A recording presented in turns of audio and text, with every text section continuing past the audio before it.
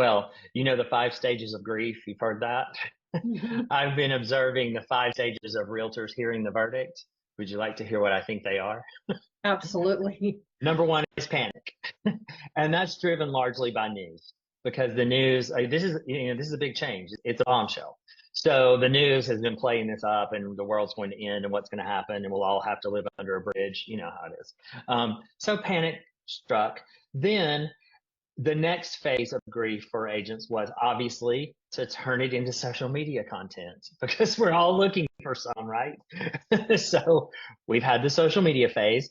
Now I think what I'm seeing is that agents are doubling down on what we were already doing or supposed to be doing in many cases.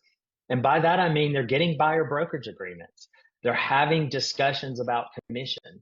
And in many states, this is already either mandatory to some degree, not in all states, but I think in most cases, buyer agents were already discussing these things in anticipation, just in the conversation we've been having based on these lawsuits.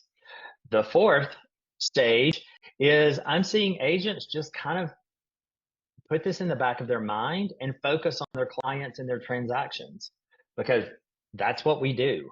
And they're just staying the course.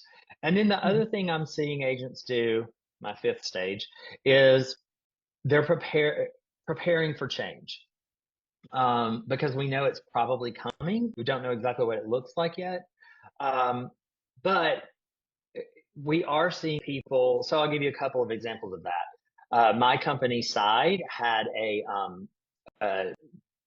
Zoom meeting for open to all agents yesterday. We typically get 200, 300 across the country, for one of these trainings. Yesterday we blew up Zoom. Didn't know we needed to do a webinar because within seconds of it opening, we had 500 people, which is the maximum, and there were 1,500 more trying to get in. So what that tells me is that agents are paying attention and they're watching and they're trying to learn what is coming and how do we get ready for it. I'll tell you another conversation I had earlier this week. All the Georgia agents side got together and they were saying the same thing. These are things we're already doing. They were very curious about it. I also had a conversation with an agent about a buyer client that she's been working with for years and years. I think maybe just two.